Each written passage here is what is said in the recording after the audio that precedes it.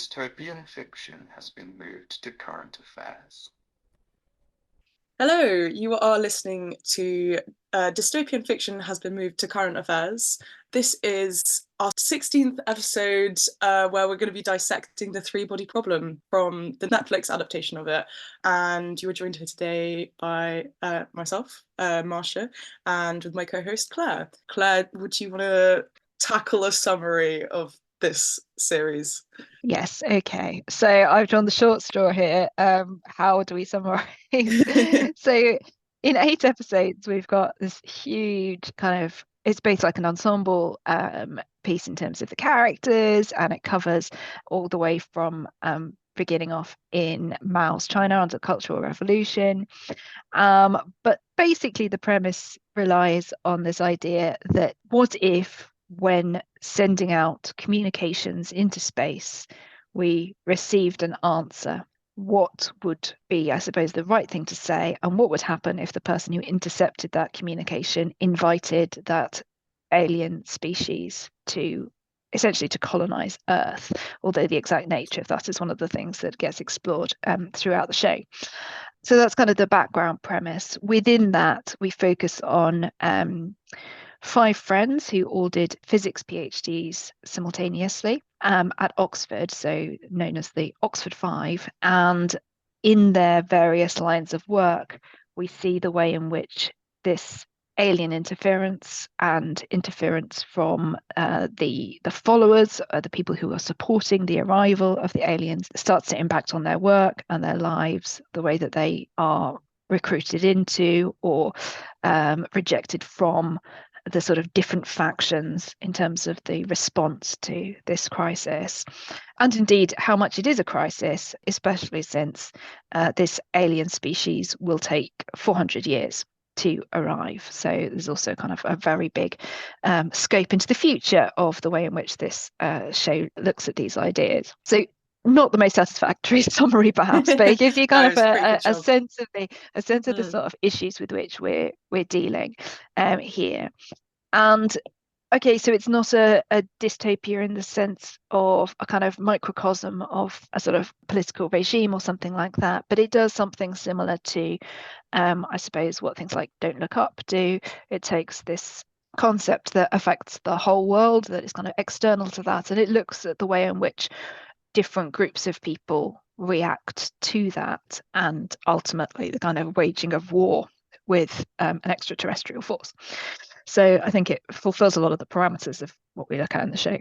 So it's going to be difficult for us to cover all of this. I noticed that we did like our longest ever episode on poor things last time, so we'll see how we get on here in terms of material. It's also got loads and loads of physics, both real and sort of speculative physics.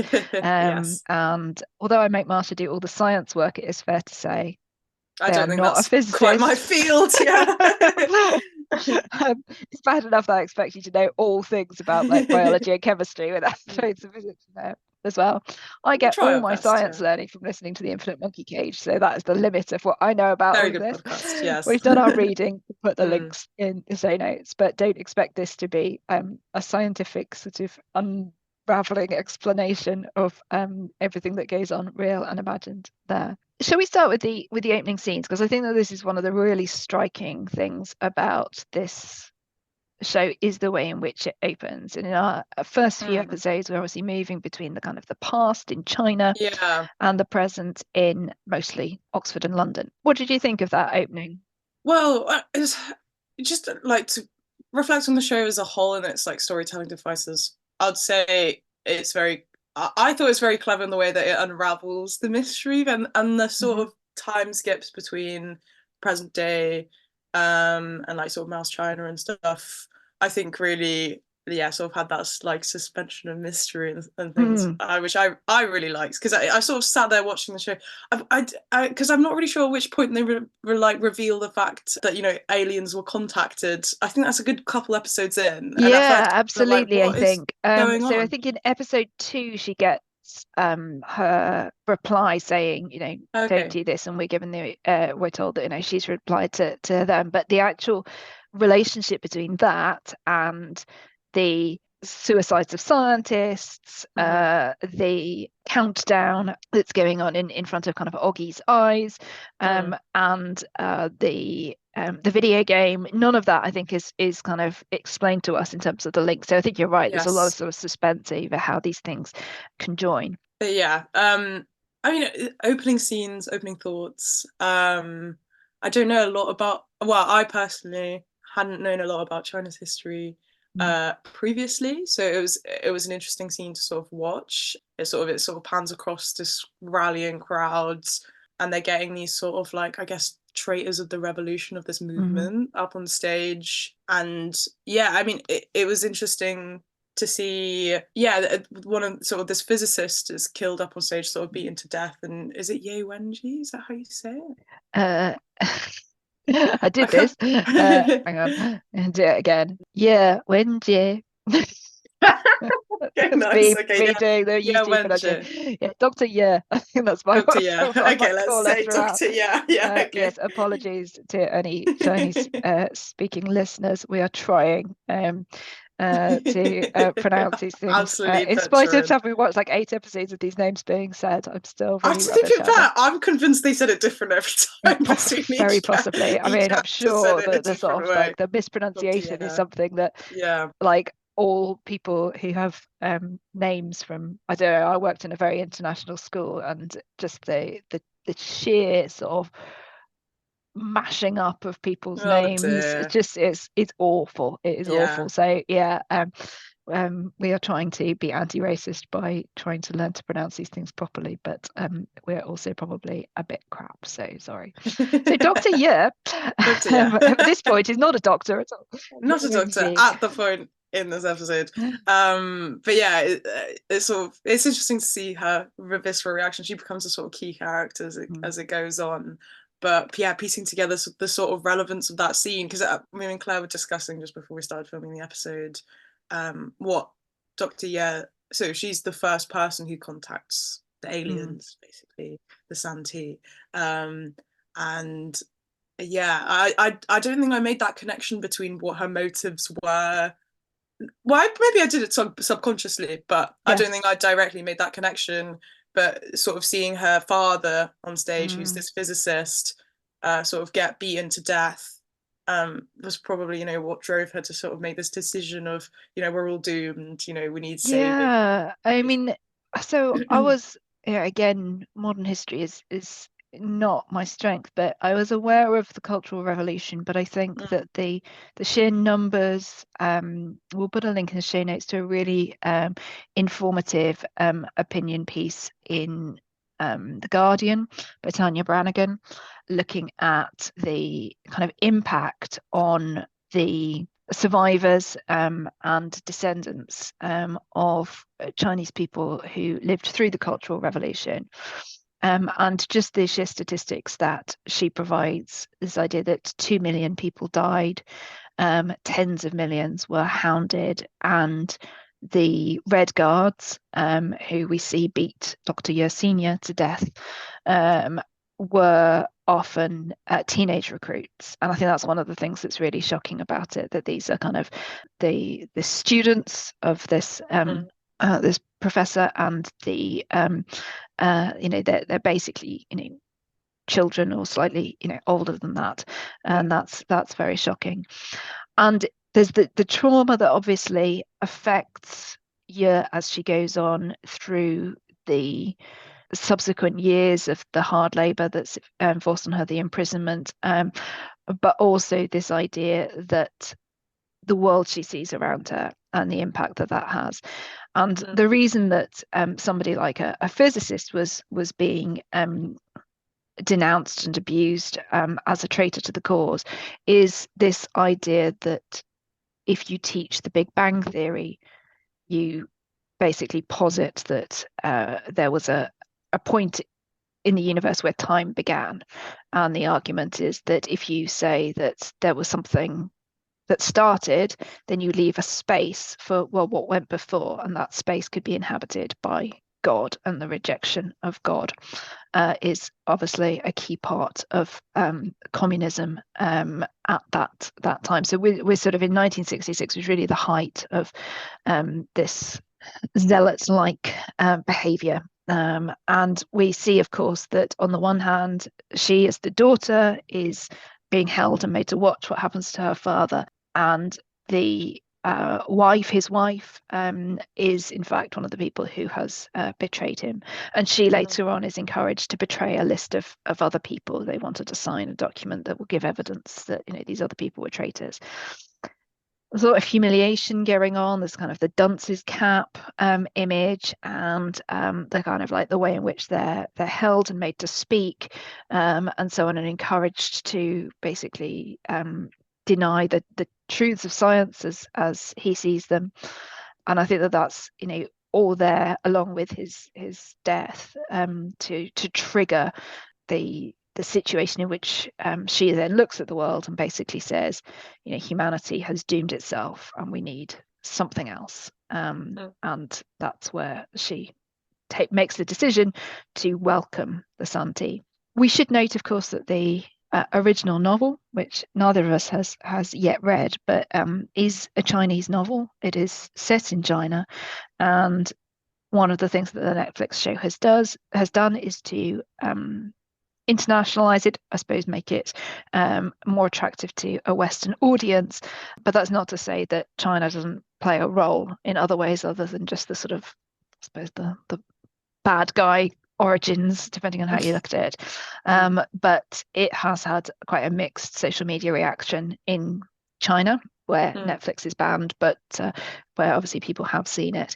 And actually, I think the shock of seeing the Cultural Revolution and its horrors being depicted in this way has been felt to be quite problematic, because that's largely something that political regimes in China don't want to be a focus for understandable reasons. So what we see instead is obviously that there's an interrelation between China, where Dr. Ye kind of started her career, and then America and the UK, where she went at the end of her, once she ceased to be imprisoned in the, was it a sort of, I want to say lab, but I don't know whether we would call it a lab. Maybe like interstellar space broadcasting station. Exactly, yeah. And the purpose of that station is to basically broadcast messages to try and make contact with alien species, which is, I think, one of the interesting things that obviously is in the background of this. We haven't done much any stuff with aliens particularly, but obviously it's an interesting question in terms of, I suppose, how different cultures, different societies could potentially work, but also just what life in other forms would be like. And as I said, check out the Infinite Monkey Cage, where they talk about this a lot, but I will put the link to their UFO special. I now know all there is to know about the likelihood of UFOs and so on from that. But they basically are exploring, and it's mentioned in that podcast, as it is in the show, this idea of the Fermi paradox. Where are all the aliens, essentially? So I wonder what your thoughts are about this. Do you think that it's likely that there is other life? Is somebody out there? I mean, I guess that's the time-old question. Is, you know, the like, let alone just our Milky Way, which is huge. I think there were some statistics of it's 100,000 light years across, and you know, existed for like 10 billion years or something. Like, surely. I think it's a sort of idea here. Yeah, the Fermi paradox is exactly that. It's like, where are the aliens? And I think there was this, in 1961, physicist Frank Drake, I'm quoting from this story here, developed this mathematical equation, which is meant to. I'm glad you're looking at that, because I looked at that mathematical equation and yes, I only understand Greek characters when they are being used in actual Greek, not in maths. No, but I mean, I've never seen this before, but yeah, so it's meant to give the number n for intelligent civilizations within the boundaries held by the subsequent factors, and there's a bunch of different variables, which is all very interesting.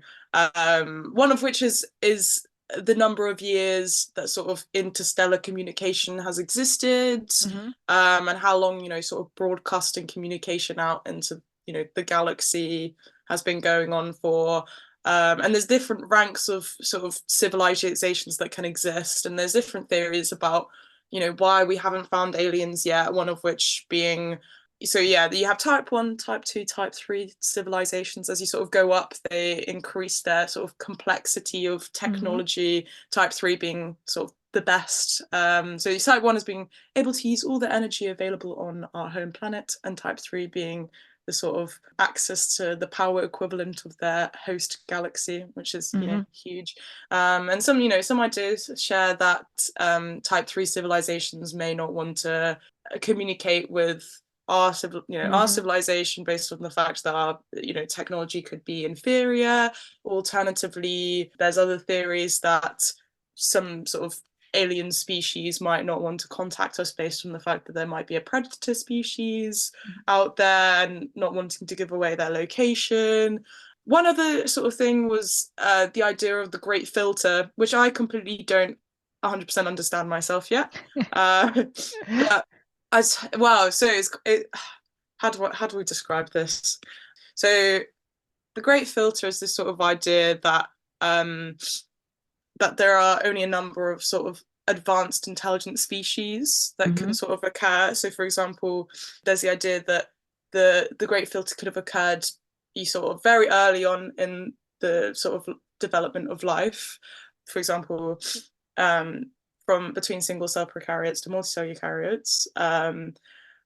Very much quoting this article here, as I think it gives a sort of understanding explanation, and that we are therefore a sort of one-off case of having developed the level of intelligence that we have. Alternatively, it could occur after us, where we will eventually hit a limit to the, I guess, extent that our technology can develop, and therefore sort of project signals out there into space. But yeah, probably need to do a bit more looking into this idea of the Great Filter, because I feel like it's quite still very, I mean, I feel a lot of the ideas in physics are quite abstract. Yeah.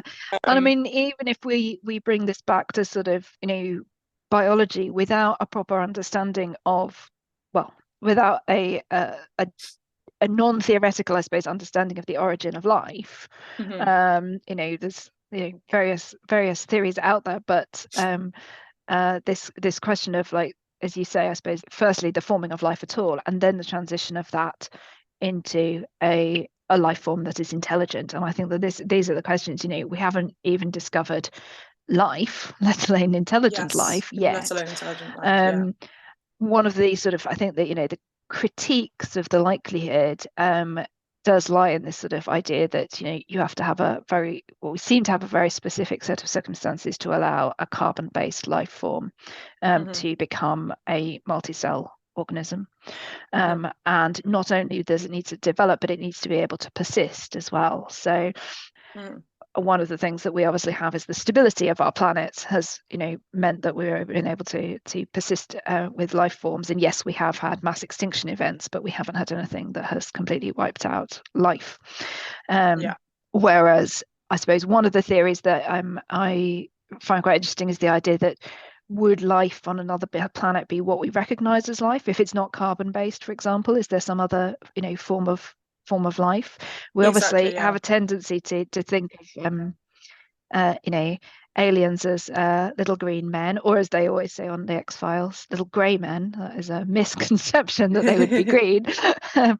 But you know, that they're kind of humanoid, or they are you know, generally things that can either be made out of a suit that a person can wear, like a big lizard or something like that, or something that we can recognize as in some way, you know, living. But there's no reason to think that that would be the case, and therefore things like communication and so on. What would that mean? Exactly, and it's quite interesting to think. It's that question of, are there other sort of forms of life other than carbon based? Because obviously we're carbon based, but then also, would our planet, our atmosphere be able to support that sort of life? What does that all imply? And I think one of the big questions that I think people are very interested in finding out is, what do the Santi look like? Because we're sort of introduced to their presence through this headset, which we'll get into that a little bit later, but they're just kind of presented to us as humans, sort of, all these sort of, yeah, humanoid forms and stuff, and they keep saying, the characters in the show ask, "Oh, what do you really look like?" And the Santi keeps saying, "Oh, this is for your own protection, your own understanding." I was curious to think, I'm interested to find out, maybe in the next seasons coming up, how they're going to represent that on screen, or how it's even described in the book, because there's one thing sort of having this visual format in front of you, animated in real life, to also description in the book. Maybe I'll have to do a bit of digging. But yeah, I mean, they've already had their sort of work cut out for them when they're trying to present things like 10 dimensions in when we're three-dimensional in our nature, and you're viewing it on a two-dimensional screen, and so it's hard, this stuff from that perspective. But yeah, I mean, I think that one of the other things that really hits home about this idea about kind of the development of intelligent life is that we get this quite short period of time between the 1960s and early 70s, when the message is broadcast and a reply is received, through to 2024.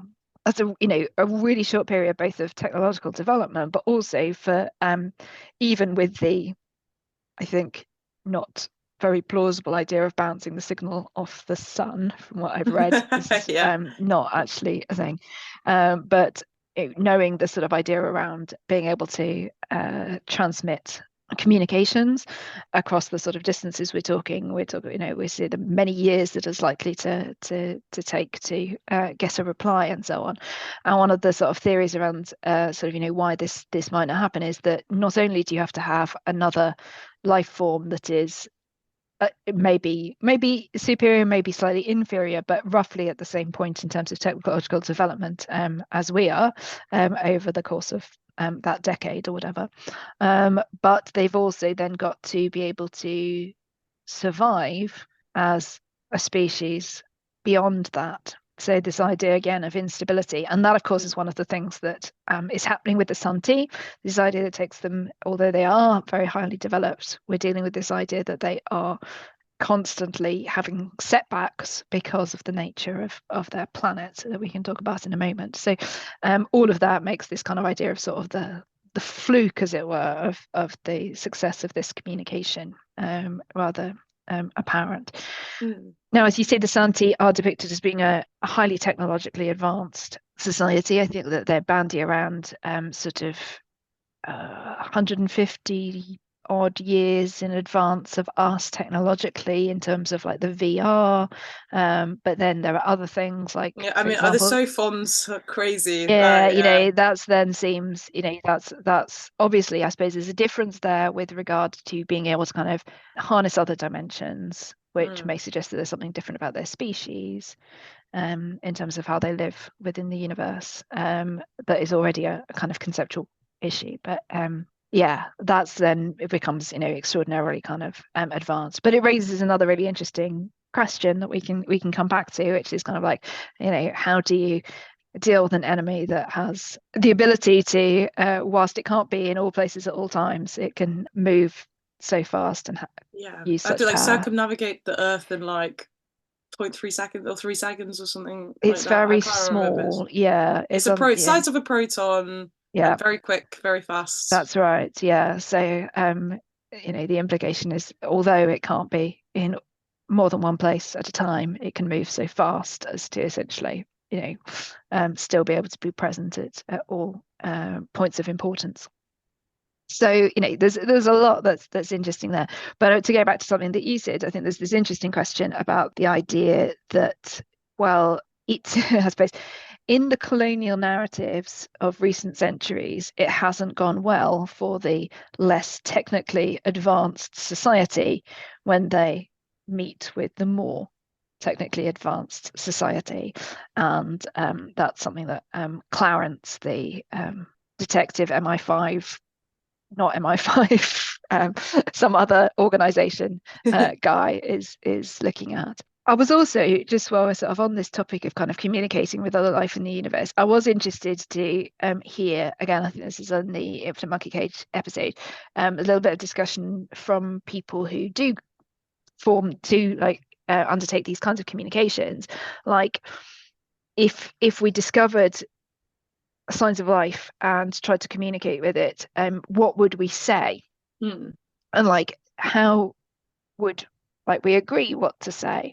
And that, of course, is one of the sort of premises of the show, really.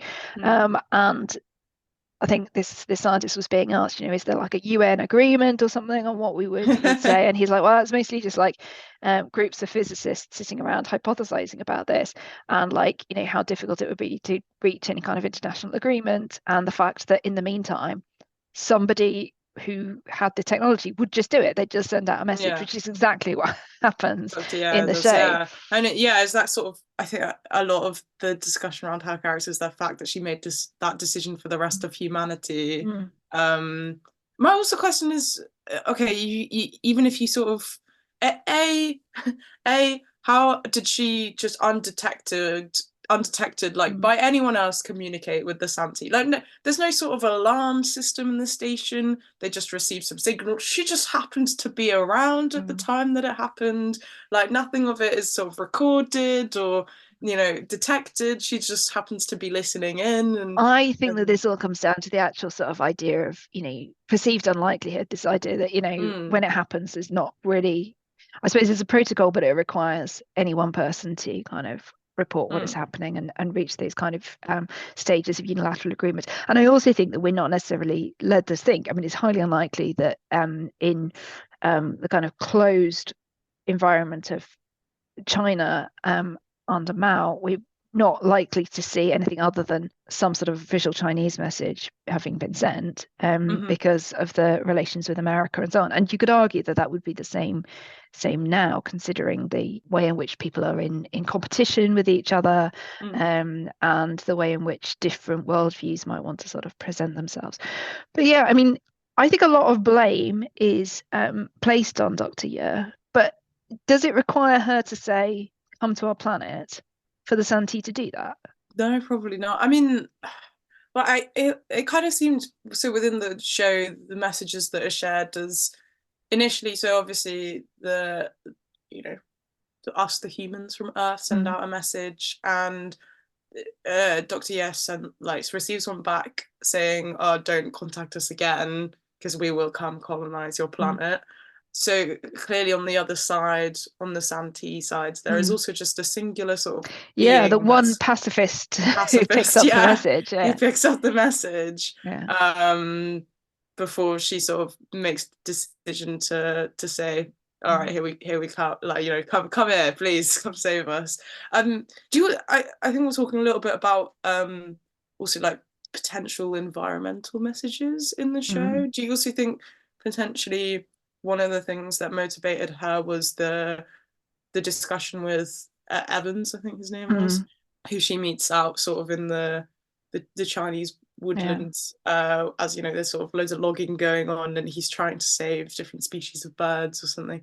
And do you think that potentially contributed to her idea of, we can't save ourselves, and we're like even at the moment destroying our own planet? Yeah, I think so. I mean, it's interesting that I read that the books have more of this environmental message coming through, but we have from the very beginning of kind of, the dissident materials that she is discovered in possession of is the book Silent Spring, and that was published in America in the 1950s. It's kind of the first book really to kind of challenge the idea of how practices that had been done in the Second World War with regard to kind of use of pesticides, the use of chemicals and kind of chemical companies, how we were damaging our environment, essentially. It was very contentious at the time. Obviously, within the Chinese context there, we've also got the idea that this is obviously an American book and therefore in itself is considered to be kind of counter-revolutionary propaganda and so on. But it from the start, she has this idea, and as you say, they have this mutual, Evans and Ye have this mutual kind of idea around this concept that in nature nothing can exist on its own, and kind of, I suppose, playing that out in a microcosm, you could play it across a universe as well.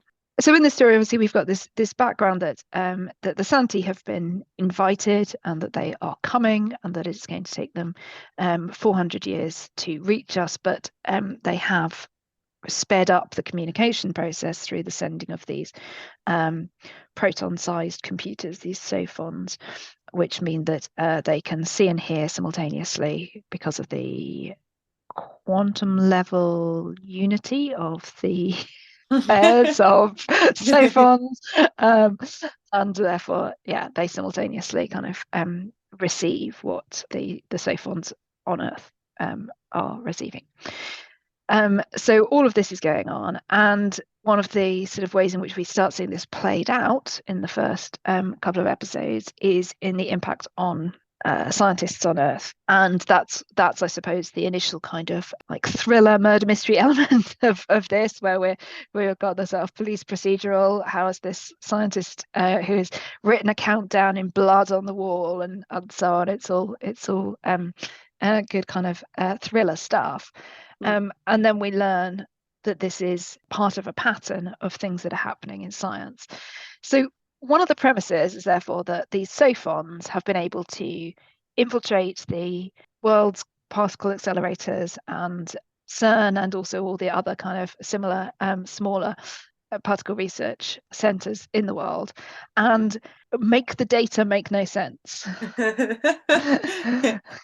How do you feel when you're doing an experiment if the data makes no sense? Well, so they sort of depict it in the show as, oh no, this is impossible. These particles behaving weirdly. Let's just cut all funding and shut the whole project down, which is just hilarious. I don't think that's how science actually works. I guess it'd almost be, well, I think most people believe it as being not like a breakthrough, but kind of like a new sort of scientific mystery to solve. More questions to ask, more like theories to rewrite. Also potentially just incorrect experimental procedure. Well, I but suppose obviously this is the thing, and at the level that they're doing it, Saul is there at the beginning, basically sort of saying, if the it doesn't matter how good your theories are, if they don't back up with the sort of experiential data from your experiments, then your theories are wrong. But as you say, this idea that everything gets shut down as a consequence because they can't justify running the particle accelerators. What? I suppose what we're supposed to think is like the data that they're getting is, I suppose, no longer understood to be sound data in some way. And I guess obviously what these sophons are doing is they're not saying, like, ultimately, I think we're supposed to think they're not saying that the physics is wrong. They're simply saying we're screwing up your ability to collect data in such a way that you will never be able to understand the universe in an advanced way. That's what we learn that the Santi want to do, for the very obvious reason that if it takes them 400 years to get to Earth, then we will have become the superior species if our science continues. So I guess, yes, maybe scientific research would continue if you were faced with that, but I kind of think that, like, it's supposed to be gibberish, right? It's supposed to kind of like not. I mean, Jin says right at the beginning, that she's gone through every single line of code, checked every piece of hardware 4 times over, and they can't find anything wrong. So I think there's kind of like a where do we go from here problem that's being raised. But you're right, nobody seems to be doing anything about it. Saul is sitting there waiting for the lights to be switched off in the project, and Vera, his boss, is a postdoctoral researcher or similar, then kills herself. And she does it very symbolically by falling to her death in the particle detector, which doesn't have very much water in it, I think, is the idea, because everything's been shut down. So she dies, and again adds another level of mystery. Why has Vera killed herself? Why is she asking questions about God just before she dies, which creates that nice link with kind of like, if you can't explain things, do people fall back on religion, which is obviously links to the opening scene, but it also links to later on when people are worshipping the Santee, Yes. and the religious language that gets used around them, like my Lord and so on, the Lord will save us. Let's have a think then about kind of like who these different people are. So you just mentioned Saul. So one of the things I think is really nice about the show is, for me, how well it depicts like real people in physics, Yeah, maybe or in probably STEM academics in generally. general. Yeah, probably. I couldn't say, not my level of But I academics, but yeah. suspect that if you decided to go on and do postgraduate work in one of the related science disciplines for you, you'd probably rather imagine that the people who were also doing it were like Jin and Saul and Oggy, rather than kind of the stereotypes that we get from things like, I don't know, The Big Bang Theory, for example. So Yeah. if we compare those two representations of physicists, then we're getting something very different. Overall, it felt to me, as obviously a humanities PhD background, definitely true of those kinds of like what happens in sort of friendship groups that you kind of create and the way that those continue. But I mean, I was the only one in my year doing a PhD, so I didn't have that kind of close cohort. But I did have, people around me either ahead or behind in the subsequent years. And you do look at like the kind of like way in which some of us have like stayed in touch. I work with some of them now, and like partly I was thinking like none of us have. I mean, humanities is much harder in terms of careers than some sciences are, but none of us have actually stayed in completely academic careers.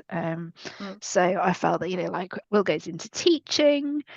He thinks it's because he just doesn't have like the kind of brain. Other people say it's because he doesn't want to like play the game and do the networking and so on, which is a big part of the academic world in my experience. So that's what I did after working in universities for a while. And then obviously Jack starts his snack business, which with hindsight would have been probably a much better paying option for me to pursue. I didn't consider forming a snack business, but it's clearly very successful. Yeah, exactly. If you bear that one in mind, he's much more successful. But also obviously the applied science stuff that Oggy does. And then the people remaining in academia, like Jin and Saul. But Saul makes this point, he's never going to be a great scientist because he hasn't made his contribution to science before the age of 30. All of that language, the kind of the pressure and the sense of self-doubt, imposter syndrome, all of that is so like academia as I know it. But also so is the sitting in bars, chatting with friends about your like science. That is, Well, I guess that's exactly how like the Fermi paradox came about, was just a bunch of physicists chatting over lunch. So yeah.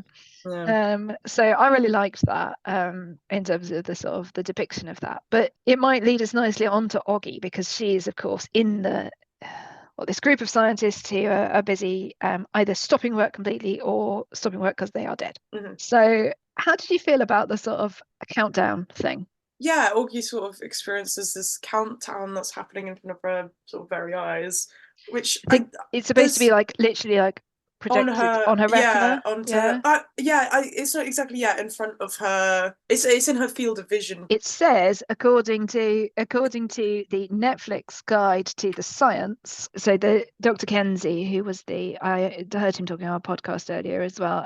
He's Matt Kenzie, he's a professor of physics at Cambridge. He was the science advisor on the show, and he says it's not like a projection in your image line. It's really happening in your eye. And he has a theory for how it could be possible that correlates it basically with a particle detector tank, at which point I rather lost my understanding. But I will read it for the benefit of the audience. There's this really cool phenomenon called Cherenkov radiation, where in certain materials, particles can travel faster than light does in that material, he says. They then emit this radiation in a very specific cone, a bit like a sonic boom when a jet engine goes overhead. It's the equivalent, but with light instead of sound. My theory for how these images appear on people's retinas or in people's vision in the show is that you could produce Cherenkov light in the liquid in someone's eye to make an image kind of appear, or a countdown. There we go. That's our science for that. It's certainly very impactful, I think, in terms of the sort of sense of kind of like intimidation, uncertainty, personal impact, because of course she can see it and others can't.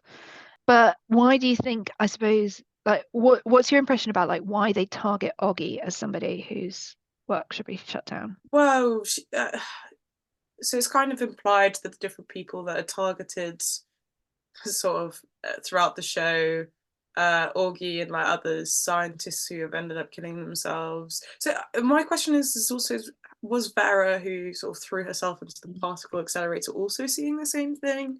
It's kind of unclear to say.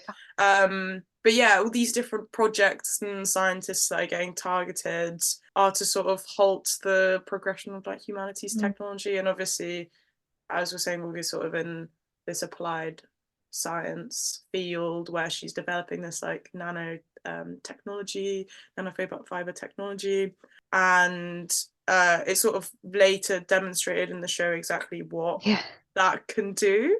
See, I was thinking about that as you were talking. So this idea that although in and of itself, kind of this idea that she's kind of developed nanotechnology to a point in which it seems possible to kind of mass produce these fibers with these amazing applications. One of those is a weaponized application.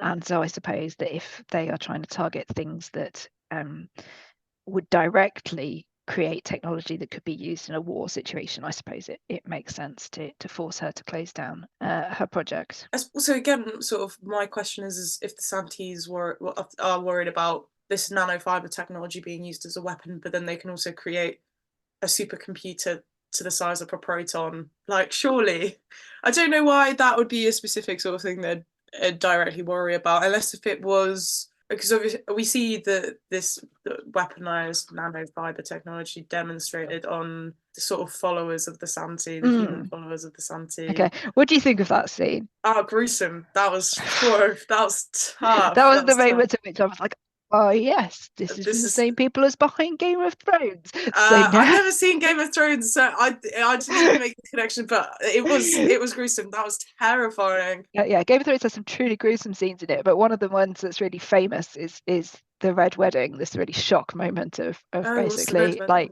everyone's invited to a wedding, it seems fine, and then the doors are locked and everybody is murdered, and it's really harrowing. And so this was like the Red Wedding scene for 3 Body Problem, I thought. Like powerful stuff, and obviously we're expecting people to have seen this, but it's the idea of erecting over the Panama Canal an effectively invisible web of nanofibers, which it's like they basically shred the ship, don't they? Shred the ship, and cut through everyone. Lots of children. It's quite traumatic.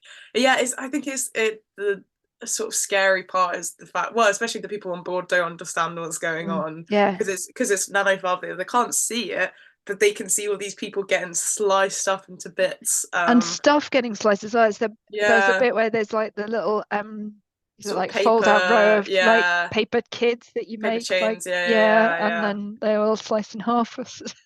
It's actually quite it's actually quite harrowing, for sure. I mean, I of course, like every other person watching the show, you just be like, oh, why wouldn't you just lie down on some sort of chair and just hope you sort of go through the like 2 legs? I mean, obviously it would not happen like that. I suppose it's this fact that you don't really know what you're facing and that sort of thing.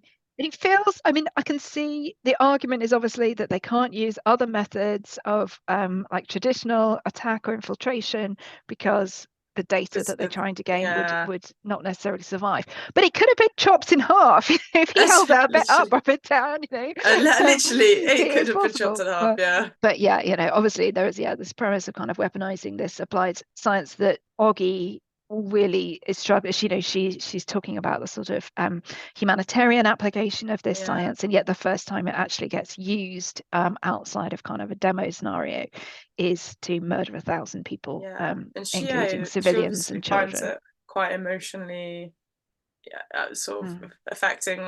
And there's this sort of so Jin's boyfriend Raj is part of this sort of workforce. He's part of the Navy, but he gets recruited sort of into this team of people fighting against the Santi, and Augie's like working with him. We get this sort of slightly shady intelligence organization that isn't MI5 or MI6, but is led by Wade. What is it? I don't Don't know. really know. I like Wade. He's a fun character. I loved him. Another Game of Not- Thrones actor. Oh, yeah. But yeah, I mean, it's interesting because obviously they're based in London, but he's from Dublin. So is it a British organization? Is it sort of European, or is it international?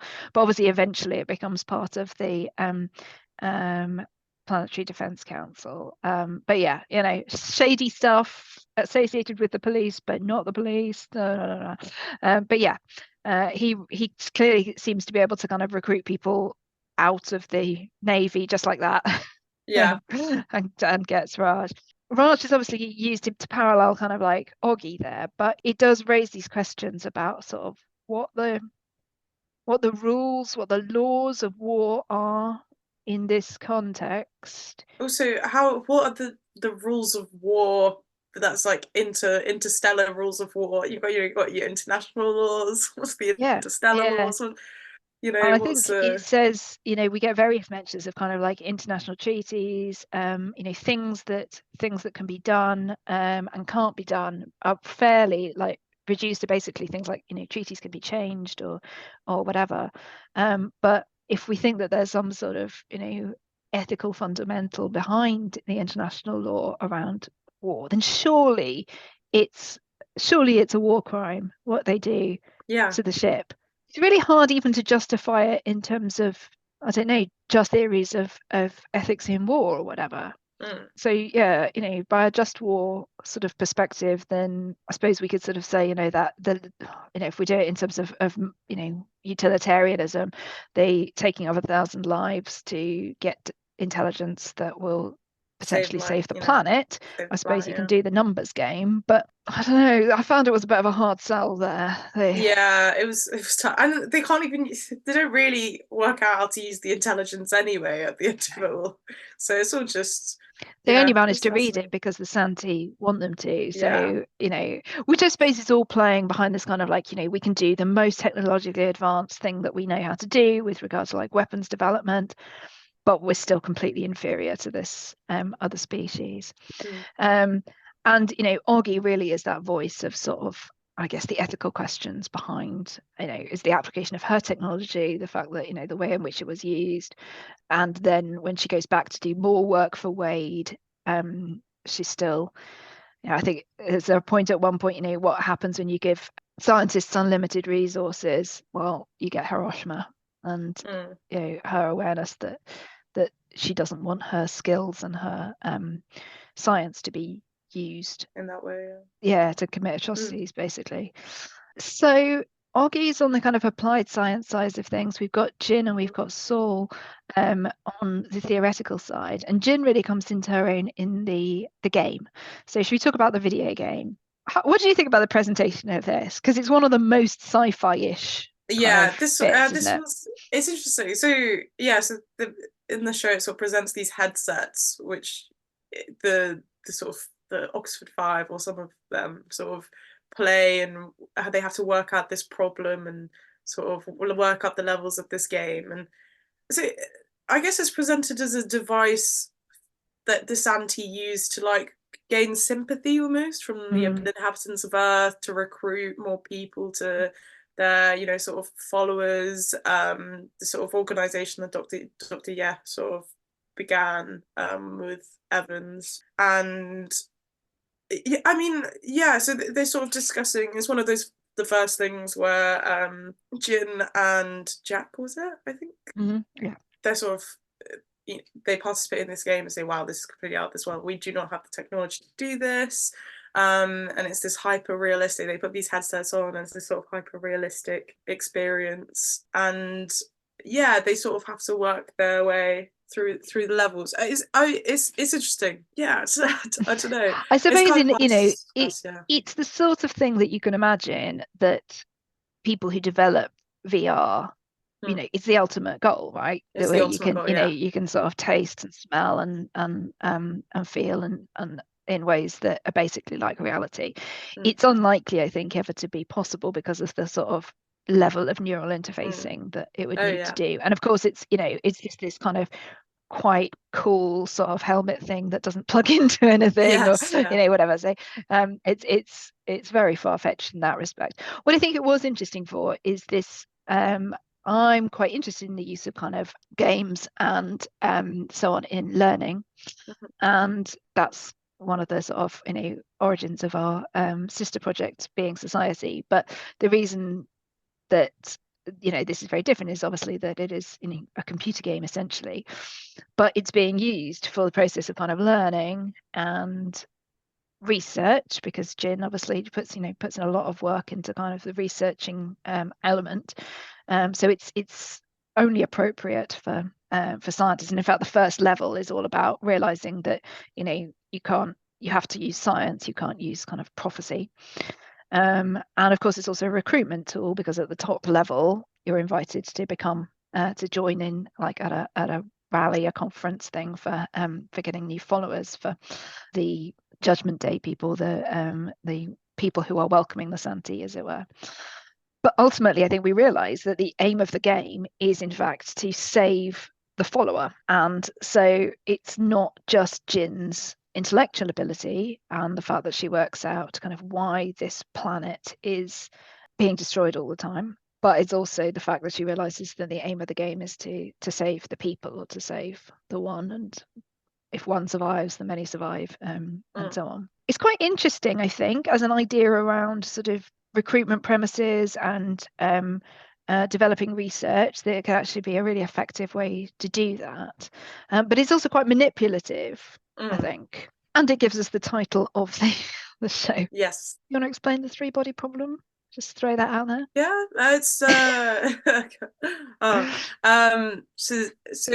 so basically the three-body problem is when there's three celestial bodies within a system that are all sort of acting upon each other and affecting each other's sort of, I guess, circuits, and how they basically like rotate around each other. And yeah, so it's possible to predict the rotation of two bodies, and they all have to have the same sort of mass and gravitational force, sort of acting equally upon each other. And the idea is that with three celestial bodies, it's almost impossible to predict the way that they're going to behave around each other. And therefore, the three-body problem in the show is the Santi's planet exists in a solar system where there are three suns, and this, one planet sort of has to, is affected by the gravitational pull of these three suns, and that's where the sort of stable and chaotic periods come in. So my understanding is if it's happily rotating around the one sun, then you have a stable era, but if it's pulled into the gravitational field by another sun, then it will basically wander unpredictably, and that's what causes a chaotic era. Yeah, and that's where sort of the climate of the planet can change and it becomes unpredictable and sort of unlivable. Yeah, and this is what Jack and Jin experience playing the game, is what they have to work out. And I think there's a really clever scene where they sort of show the character's able to fast forward in the game to sort of show whether their predictions of a chaotic or a stable era are correct. And you sort of they're in this building where the sort of roof opens up and you see these suns going around in different sort of ways around the sky, and you're like, oh, what is this, what's going on? Which is very clever. I mean, I think it's it's powerfully done in terms of kind of like the things that happen to the peoples each time. This idea that they are burned to death or frozen to death. And then the one where the three suns are in alignment, so line up, and the gravitational pull. Yeah, which I don't know what sort of gravitational pull would you need that the Earth itself isn't pulled into the suns, but the people are. is my question. But it was very. Physicists who listen, please write in and tell us the answer to that, because I haven't read that today. But it's a genuine scientific problem, and within the parameters as they're set in the show, it is an insoluble problem, as I understand it. Not all versions of this problem would be, but in terms of the way that it's done there, I think it's to do with not knowing the points of origin and so on. You cannot predict it. But obviously the point of this is, yeah, Jin works out, it's the 3-body problem and so on. But this is already known stuff. So that's why we're sort of thinking, well, okay, yes, it's about her intellectual possibilities, but actually it's about ultimately the fact that she realizes that this child is the purpose, because she concludes in and of herself that the only thing that you could do in these circumstances is to leave, to run away. And we are, I think, then drawn into the I suppose the narratives around refugees and the idea of escaping an uninhabitable place, and this is only going to increase with increasing dangers caused by the climate.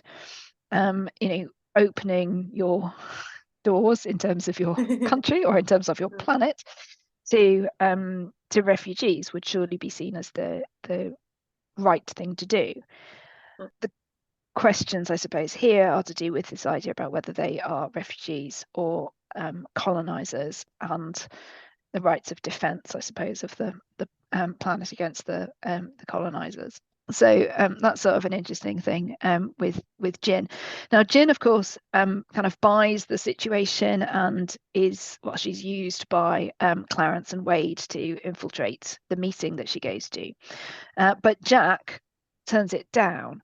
And I wondered about like the turning point that is Jack being murdered and Tatiana. Yeah, Tatiana's an interesting character. She's not really ever explained, No. which I guess will probably be revealed sort of going on into future seasons. But obviously, so yeah, Jack gets murdered when he refuses to sort of partake within the organization of the human sanity organization. Why do you think he's murdered? Well, is this a part of secrecy to sort of keep everything under wraps? They sort of think, oh, can they not trust him? And again, there's sort of comes in the manipulation where they say, oh, you're free to go if you want. But he wasn't really free to go because then they later murdered him. Oh, and then there's also the changing of like the surveillance cameras, I think is a sort of constant topic that the sort of MI5, not MI5, talks about as how are they doing this? How are they changing? Well, I guess, probably the Sophons that sort of come along all to that. But I'm not sure, like, what do you think was the purpose of my Well, I wonder, I think, yes, I think there is probably something about the sort of the secrecy, because at that point, obviously, we've not got to the point that there's any kind of public knowledge about the Santi. So I imagine that it's the fact that he knows too much, potentially. Maybe also the fact that he has a certain degree of influence over Jin, who they're trying to recruit. So that may be part of it. And I wondered whether it wasn't also just a display of power and intimidation, which becomes more and more of the sort of Santi's way of doing things as time goes on. But it's also, I think, really unclear whether we get some stuff that we sort of told us directly from the Santi, right? So Tatiana later on, when she goes and kills Dr. Yer, for example, she seems to be communicating. Well, she's communicating with the AI from the game, but like with sort of like directly with the Santi. So is the AI from the game also a Sophon? That's what it says on like the sort of like cast list and things like that. It gets called Sophon, but I don't know how that fits in really. I guess that I suppose whatever the computer is that's behind the game is presumably the Sophon, because that's the only possible thing that it could be, I think, because it's obviously alien technology. But there's also the fact that Yer and Evans are, they're running their own little cult, right? So it's not just about what the Santi directly tell them to do. So is it actually, when Vera dies, it's, the blame seems to be laid largely with her mother, with Dr. Yer, and Evans doesn't even acknowledge his daughter until she's dead. She's dead, yeah. So there's a lot of kind of blame, I think, to be placed at the feet of the humans working for the Santi, not just for the Santi telling Tatiana to assassinate this person, whatever. I think that there's, I think it's an important thing that we remember, that there's kind of, they're not, these people are not being controlled directly by the Santi. They are doing things out of free will as well. And of course, the Santi lose their conviction in humankind as represented by Evans and the people on the Judgment Day oil tanker. So if we think about that scene for a bit, where Evans has been chatting away to them over all this time, I thought this was one of the best bits in the whole show, was the idea that the fundamental difference between human beings and the Santi is their ability to lie. And I thought it was particularly effective, not because of the idea of kind of deception in the sense of, you know, trying to deceive your enemy, but the fact that it was the literalism with which the story of Little Red Riding Hood was being understood. So yeah, it just struck me as something like, first of all, you know, it was a good kind of comic and also intellectual challenge to the please can we speak to the wolf idea. We want to interview him. The failure to understand story, and then it brings us back to this idea that story is one of the absolute fundamentals of being human, the way that we tell stories of every sort, and it goes back to like our primitive origins. But yeah, so what did you think about the kind of Santi's reaction, and like, can we conceptualize of an intelligent species that doesn't have the ability to deceive?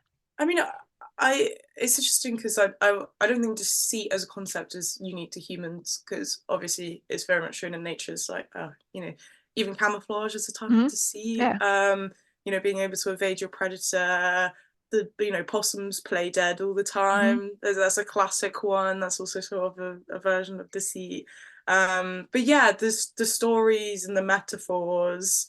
That's I think that's that's a very fundamentally human thing. I don't think the story of Little Red Riding Hood, obviously these fairy tales are sort of spoken like word of mouth, sort of kind of, that's what, you know, fairy tales are. They've been changed over time because it's, you know, passed on through word of mouth before they were originally sort of written down, which I think is an interesting one to connect it all together. And I think it's interesting with this idea that one of the Santi's kind of messages is that, you know, humankind has failed to kind of remember how to fear, lost the habits of our rodent ancestors because of coming to the top of the food chain, I guess. But actually, of course, Little Red Riding Hood is a story that is a cautionary tale about placing trust. You know, it's a kind of, it's completely unbelievable that somebody would see a wolf dressed up in a grandmother's outfit and think that you know, it was anything other than a wolf in a funny hat. But the whole idea is obviously, you know, people are not what they seem. You know, you can find danger in things that seem familiar, and you know, warning children, also the dangers of the forest and those kinds of things. You know, that's what folk tales do, and some of them, you know, if you read your Grimm or whatever, they are incredibly dark. So it's like the Santi have failed sort of to understand that actually humans do understand these things. It's just that they present them differently, maybe. I also wondered, did you think that the Santi actually learned too? Because we keep being told, like Wade keeps saying, they can't lie. We know they can't lie. But when they send the message, the "you are bugs" message, that's that using acts as a Evans's metaphor. Maybe potentially it might just be almost repetition or imitation. Maybe they can't come up with their own original ideas, because Evans clearly explains what the idea of bugs are to the Santi. But yeah, I mean, they are able to enact that as a message, as a metaphor. And also going back to what you said about like camouflage as a form of deceit and so on, isn't there the sort of representation of them in the game and the sofa and what they and look also like then. when they make the stars blink or whatever, which is, you know, essentially this idea that I think it was supposed to, like, the sky is kind of fake, covered over by the Sophons, right? And then later on they do the whole kind of like mind fuck thing with the upside down cities and so on and so forth. Kind of like it's deep faking, right? That's a lie. Yeah, that's true. Yeah. It's hard. It's Okay, so we've got some really interesting things there about kind of like the sort of nature of being human and like what lying is and things like that. But this sort of idea of the difference between the humans and the Santi, and what each can and can't do, really plays into the kind of idea around planetary defense. So obviously we see like a number of different reactions to the sort of revelation that the Santi are coming, like panic and riots, which seems to be what people do whenever something bad happens. Panic buy, no pot noodles, no chocolate digestives, can't get any whiskey. For 400 years, yeah. Yeah, exactly. And then there's the people who are like worshipping them, people who are going out and doing their bidding by, assassinating people. And then we've got kind of like Wade heading up his task force and liaising with, being part of the sort of UN and the forming of this planetary defense council. What is it? Clarence says, I work for the, what's it called? The PDF. Was it the PDA? It's like, oh yeah, the PDC. It's like, nobody knows what these acronyms are. Yes, I mean, I thought that was really interesting. The idea that like basically all science now becomes planetary defense science. That's where all the money is going. Yes. How plausible did you find that? I mean, it's curious. It's interesting because whilst I think there would be a bit of funneling towards planetary defense, I mean, there was a huge, we were sort of discussing before, there was a huge sort of climate change metaphor there with for future generations. What is the world going to look like?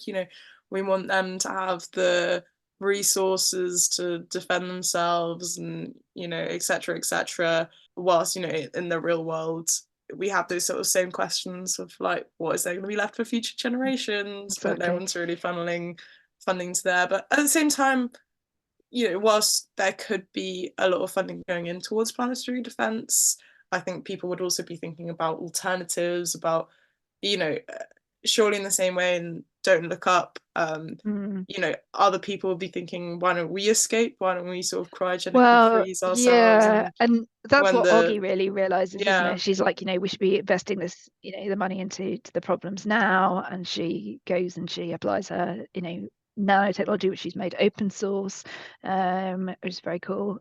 She goes and applies it, to purifying drinking water in Central America, I think. Yeah, and then there's Saul, who's just like, well, where were my ancestors 400 years ago? They weren't picturing the future. They weren't thinking about, me now. They were somewhere in Africa. They had no idea, what the future would hold. So why would I worry about, I'm not going to have children? And I think it's Nora before she's brutally hit by a car. Gruesomely killed, yeah.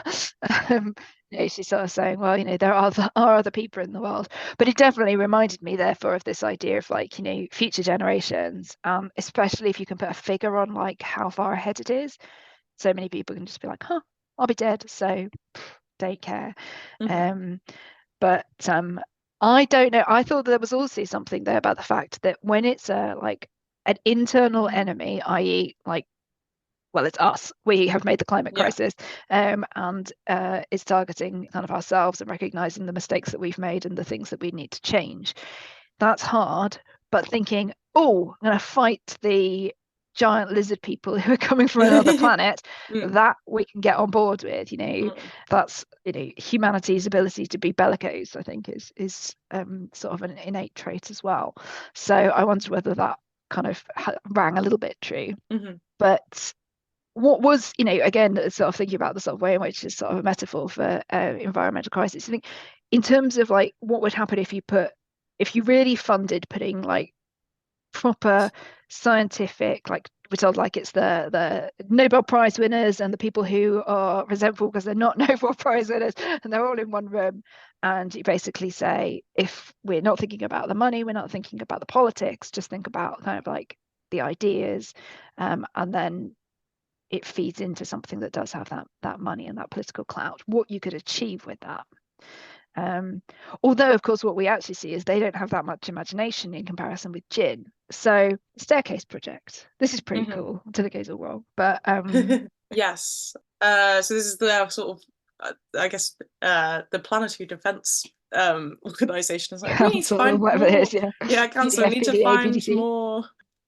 More information about the Santi. So they decide, we're gonna have to, they've got their so forth as their own spies here. We need to sort of bring, one of our own to them. So yeah, the way that they devise this sort of idea is the Staircase Project, where they want to propel a sort of little probe to 1% light speed, which I think is the same speed that the Santi are also traveling towards Earth. That's right. And they want to meet in the middle. So, for 200 years into the future, they want to, bring a little spy into the fleet to see what they've got coming. And to do that, they use nuclear bombs to basically propel this probe. Yeah, I managed to through space convince into a vacuum. enough countries to give them 300 nuclear weapons, which I think is pretty impressive, I guess. It is, although they wanted fair, 1,000, didn't they? So yeah, they think wanted of all those 1,000. countries that are now clinging onto their nuclear weapons. Exactly, yeah. Nuclear war on Earth before we get anywhere else. Yeah, exactly. Well, exactly. This is also one of the things we discussed is what of the Santi gonna have left when they get to Earth in 400 years' time? Exactly. We don't know, especially with climate change. Woo! But yes, and the probe that they want to send is a cryogenically frozen brain of a human being. I mean, originally they want to send like a person, and a whole person, and then like we haven't got enough atomic bombs, so we can only send like 2 kilograms or something. Yeah. And one of the things that this obviously rests on is we're told it's kind of a really outlying chance, but it has to rest on existing technology, which I think is again one of those things where you're just like, let's not wait for the future to come up with the answers, let's look at what we can do now with what we're able to do, which I thought was really inspiring. But the one bit that is futuristic about it is the cryonics of it all. Excellent scene with is it a bonobo, little chimp guy? Oh yeah. No, he's been sort of cryogenically frozen and then reanimated, and he sort of comes out prancing. That's right, and he just does. It's like a totally just like scene for its own sake, where the clever chimp is able to identify and the colours and shapes. Yeah, the scientist was speaking Russian, and it was actually a Russian-speaking person. Rather than the usual Russian. Yeah, I could actually understand what you were saying, because usually with these things, they have these like actors just try and repeat phonetically what the sentences are meant to be. Doesn't work that way. So as long as they're in conversation, actually a Russian person. We can. As long as they're in conversation. It's a good kind of like another sort of hint at the sort of international sort of development thing, which also convinced me that like, well, I was hoping that the people speaking Chinese could actually speak Chinese, but it reaffirmed, some sort of faith in the careers of this show, being like, okay, they're actually going to employ actors who can sort of actually really pick up on that kind of like internationalizing thing that they've tried to do with the show, which was good. But yes, anyway, he got his banana snack and then he threw it all up because he'd been cryogenically frozen for a month. So little side effects. But no, there's all sort of possibilities here. So they're experimenting with sort of cryogenesis to freeze one of the Oxford Five's brains and send him far away. Sort of 200 light years away, in the hopes that the Santi will pick him up to rebuild him. Yeah, we haven't talked much about Will. So Will is the one of the 5 who has become a school teacher because essentially he says, although he did his physics PhD and so on, he never felt that he could do, like, he couldn't think big, I think is what he says to Jin. And he's in love with Jin, but they're not together. She's with Marge. And Will is about slightly more the sort of, I don't know, stereotype of the sort of, quiet, sort of shy type of slightly kind of more geeky. He's I mean, he is like all of them, well, not all of them, but certainly Saul, like high for quite a lot of it, but he is dying of pancreatic cancer, which I think is the reason, whereas Saul is just high all the time because that's his life. Will, I thought, was a really sympathetic character, but also this sort of feeling of like how that academic world makes you feel like small, how he's sort of, despite his friends, he's kind of made to feel like a failure. This is such a thing, like if you don't go into academia and you go into school teaching instead, like there will always be that part of the academic world that thinks you've basically failed rather than made a choice, which is kind of what we're led to think he has. But he obviously thinks his life hasn't added up to much until he discovers that he has exactly what they need, which is, as he says, I know my primary qualification is that I'm dying anyway, but he's clever enough to be able to sort of communicate the ideas. And like, he's the guy, is it Edgar the assistant, who's like, I'll give up my brain. Wade is like, who are you? Yeah, literally, it's so Great funny. after talking. But so what do we think about the kind of ethics around Will's death? I mean, as I said, we do have I suppose one of the differences with some of the cryogenic narratives is that we've got this sort of futuristic idea where they have managed to like Actually, make it make it work. possible, yeah. Well, and they kind sort of well, kind assumed of, that the yeah. Santi have that technology that would be that they could in some way interface with Will from a brain Yes. only. Or even like rebuild his sort of Mm, biological body, I think is kind yeah. of implied. Yeah, no, and even Wade, who's the sort of leader of the PDC, Planetary Defense Council, is like, oh yeah, you know what, I'm gonna cryogenically freeze myself every like 10 years and sort of come That back is, for a week, visit yeah, my mum and see so good. what's going on. Which It is was really saying funny. he's gonna see his mother, fix any fuck ups, and go to Wimbledon and be like, "We It's really frozen." good. That's really funny. Which is also just like implications of sort of immortality there. But yeah, no, I mean, I think Will himself is sort of volunteers himself. No one forces him to do it. He No, sort of and of course he actually has quite a lot of people trying to dissuade him, yeah, doesn't dissuade he? him. And I guess he's at that point where I think there's a lot around Will's character of purpose and what he is sort of what he's sort of there to do. And he was a teacher, but he still didn't. He eventually had to quit doing that, and because of his cancer and stuff. And I think this is a way that he sort of felt fulfilled. Oh, and his sibling and his brother-in-law come to visit right at the end of his That was life. definitely, I reckoned, in the background of why he said, one of the many things in the background of why he wouldn't sign an oath of allegiance to loyalty to humanity. That if Yes, humanity is like his sister and brother-in-law, his sister. yeah, Yeah, you then just wouldn't, would you? yeah, literally. I was just it's just so funny because for the listeners that his sister and brother-in-law are asking him for his inheritance from his mum, so they can like put a down payment on a house or something. They want to start a family, blah blah blah blah.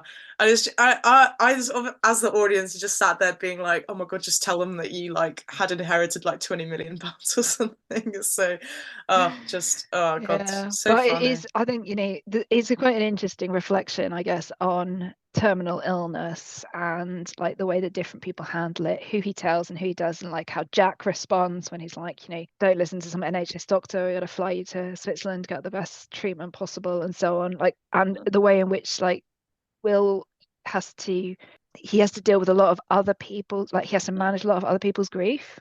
And yes, okay, of course they're all upset, but I kind of thought, he's having to deal with his own death, about which he talks, Yeah, and then he's and got kind to of deal comfort with, everyone else at the same yeah. time. Oh, And so yeah, his sister was awful, but I suppose at least there was something straightforward when he was just like, yep, okay, you're only here for money, go on, take the money or whatever.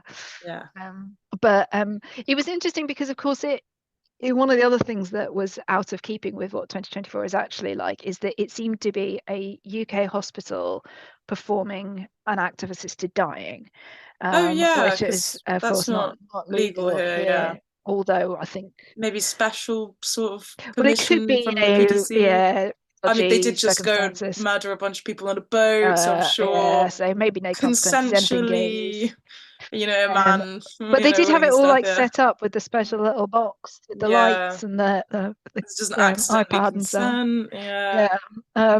But again, I felt, as portrayals of assisted dying go, again, that was quite powerful. I mean, I suppose because he died because his brain was cut out, so it's not a traditional type of assisted dying. Yes. But it's, I suppose, yeah, the sort of one possible vision of what a version of assisted dying might look like in this country. And I think there's a lot of debate going on around that at the moment, both in terms of, I think, possible progress to assisted dying become legal in Scotland specifically, but also the kind of like the lessons that have been learned from maybe the Canada system, where like vast numbers of people now choose assisted dying. And it's one that I'm actually very much in favour of assisted dying, but in Canada, one of the things that people with the illness that I have with ME, if they become sufficiently severe that essentially they can't care for themselves and they don't have access to the benefits that we might have in this country, for example, in Canada. What they get sent instead is basically like, here's a MAID leaflet, and MAID is the assisted dying program. So it's like, okay, you haven't actually got a terminal illness, but here you go, you might want to consider just killing yourself, because that's crazy. and that's sort of a possible slippery slope. But obviously in Will's case, you do feel it is, I thought it was sort of highly consensual. He felt that he was doing something good about like his commitment to science, to something bigger, although tragically, of course, one of the bolts breaks and he goes spinning up into space until several million years later he may get sucked into a black hole or a star or something. A star.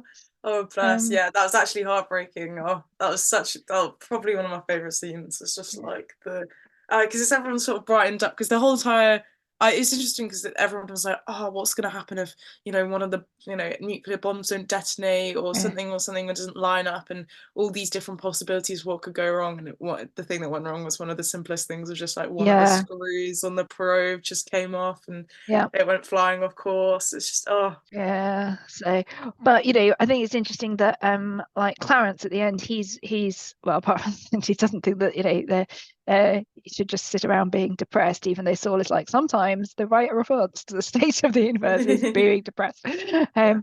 But he's like, you got an object to the fastest that we've ever done. That in itself is an achievement. So we have made scientific progress. And then he takes them to see the cicadas, and he's basically like, being a bug, it's not so bad. Look, we can't get rid of them, which is how the first season ends. Yeah, I think that one of the sort of overall things that we're probably then left with is this idea around how they can prepare for something that's 400 years in the future. And so probably the last thing that we haven't talked about is the idea of the wall faces. Yes. So we've got various strategies obviously been put in place. Wade is just like he's telling all his like things out loud, and he's sort of working with the idea that the Santee can hear. But then he also comes up with this other idea that the UN Council implements, which is to create these wall faces.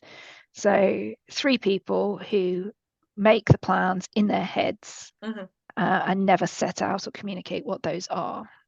I thought it was quite a cool idea. Although it has its limitations. 400-year time span. Yes, that's so true. Yeah, what are they meant to do? Unless if they're also cryogenically frozen, but then how are they going to think of the plan at the same time? Yeah, exactly. So how do you then communicate that plan to the next generation? Especially since, Saul is only 32 in it, but the 2 others, especially the military historian, was quite elderly. So, it's not even going to get through the next sort of 80 years. Exactly. 80 years, let alone 400. Yeah, exactly. I don't know. Surely it'd be more probable to employ the wall faces within the last 100 years before Although I suppose this idea is that like they set things up, and then it's about kind of like figuring out what those things set up are. Yeah. Oh, and there's also Dr. Ye before she goes back to China. So I think she wants to end her life and stuff. She cryptically communicates something to. She does, yeah. Saul. Any idea what that was? So this is Einstein playing the violin. Never playing play the violin with God, and then he plays with God. God kicks him in the balls or something like that. That's right. Breaks his violin. Some interpretations on the internet was I'm not sure exactly where the metaphor lines up, but the basic interpretation some people have said is that it's Dr. Yes sort of saying don't approach it head on, that ultimately the Santee will always be able to beat humanity head on in sort of battle, and that the better way is to sort of be, I don't know, cryptic about it, but I'm not sure how that metaphor lines up. Well, again, we'll have to do some more sort of looking in. If anyone else has any ideas, please write into us. Absolutely. So the only other thought that I had, and it's a very vague one to start with, is that before she went to meet Saul, she was sorting through books, and you see her holding, like, she has her one on Fermi's paradox, but she also has one on game theory. Yes. And I was thinking, so game theory and play with gods, it's like is something there about game theory, but exactly what, well, I don't know enough about game theory and know the broad outlines, but that might be something that perhaps plays out. And I'm guessing that is what we're supposed to think is the reason that Saul was chosen for this job that he doesn't want and then can't get rid of. It's really quite like hilarious, the whole sort of like yes, you are not you're, you know, we understand you resign from the position, you know, we do everything you say. But I'm guessing that Saul is going to become quite central as things go forward, and of course the fact that he is shot, and before that he was, you know, they tried to kill him with an automated car, and poor Nora had her winning moment, but that was very short. But of course also, you know, Saul is like this sort of slightly, like, he's got this lack of self-confidence, he doesn't look to the future, he doesn't care, he says, and maybe that's kind of part of it, that actually his attitude is completely different from everyone else's. I don't know. So it's an interesting one, certainly. Like, how would you deal if you could not create any kind of intelligence, I guess, around your plans, that you know, it would always be intercepted. You know, this is like far worse than I guess the stuff that happens in normal war, where everyone's always intercepting everyone else's intelligence. If they have absolute access to your intelligence, then how does that work? You say that, of course, Nora, Sex Education, same actor. Lily Newmark. Oh, yeah. Nice link to another one of our favourite shows. So I was looking at it, I was like, where do I know you from? But yeah. So, well, it's a complex thing. It's got lots of ideas in. I suppose the last kind of overall question that we might want to ask ourselves is, what would you do? So if you were like somebody on Earth faced with this knowledge, what do you think is, I suppose, the correct response to the Santi? God, I mean, it's hard. Are they almost just sort of like omnipotent species that Well, exactly, you know, have infinite power and knowledge? Will says that, you know, they could be much better than us. So exactly. I mean, they probably are. They probably are. I mean, it's hard because, you know, it sort of brings in all of these different themes about they had to leave their planet for one reason or another, and they're partially refugees. But then, to what extent do they have the sort of same, you know, are they coming to colonize us? And, you know, how humans are. I think there was a metaphor that was explained about how, you know, different civilizations that had either greater or sort of lesser technology than another, you know, there's always a sort of consistent pattern of the people coming along and imposing their own ideas and absolutely, you know, so is it going to be the same sort of story? It's hard to tell. It did feel a bit like, you know, Dr. Yer was sort of playing into this kind of imperialist justification narrative, where it's like, we can't save ourselves, you know, I think it was. Yeah, and so this idea that, you know, oh well, when we colonized countries in Africa, for example, and did terrible things to the indigenous populations, we also brought them, you know, advanced technology, and we improved their lives beyond belief. And that's the sort of justification that people put across for some of the actions of the British Empire, which kind of from a post-colonial perspective you would reject as kind of apologetics for well, genocide in some cases, but certainly the subjugation of indigenous peoples. But she's sort of saying, she's buying into that, this idea that you need something kind of like more advanced than yourself to save you. But history doesn't really show that as being very positive for the people allegedly being saved. And of course that's the part of the arc that she goes through in the show. But I suppose one of the things that, yeah, there's a point which is like, you know, how much right do human beings, okay, there's a sense of responsibility if we think that like the planet might be damaged, because of responsibility for other species and so on that we're not very good at anyway, so I doubt that's playing in.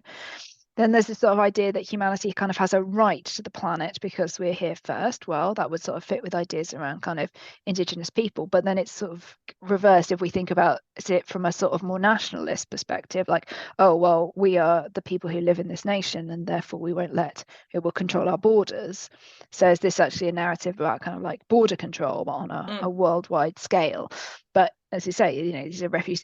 If we attack the Santi and wipe them out, you're basically causing an extinction level event. Not to mention breaking basically all the rules of first contact from Star Trek, which of course we know, you know, it's so there's, I think, some really interesting questions, and I think it's good that there's, you know, the narratives are really interwoven with that, like Oggy kind of buying out of it, Jin kind of questioning her role in it, Saul sort of saying it's irrelevant, Will saying they might be better than us, and so on. But the idea that we're at war that seem to dominate somewhat. So, Mm. Okay, there's probably loads of things we haven't covered, but anything vital that we haven't covered? I don't think so. I think that was pretty much all the main stuff. Oh, we've wandered around all over the place, but good. Okay, so let us know what you think. We will doubtless return to this if they bring out a second season at some point. Yeah, tune in for season 2. Yeah. If we're still going in 2 years' time or whatever it will be, then come back to us for that. But definitely be interested to hear from anybody who's either got sort of scientific views, theories about the show, ideas around, as you said, the sort of ethics of how you would deal with this kind of situation. And kind of the dedication of world resources to an interplanetary war, justification for that. That'd be interesting to know more about. We will be back in 2 weeks' time. Well, we're back in 1 week with a newsletter. We will be back in 2 weeks' time with, I think, the Capture. So the Capture is a shortest show from a few years ago that deals with ideas around security, surveillance and things like that, and the use of that. So it's a theme we've covered before, a little bit more down to earth than Three-Body Problem. And you can find out the other things that we're doing by checking out our Instagram, which is Dystopian Fiction Current Affairs. And you can contact us and you can check out all the things we do on the link tree there.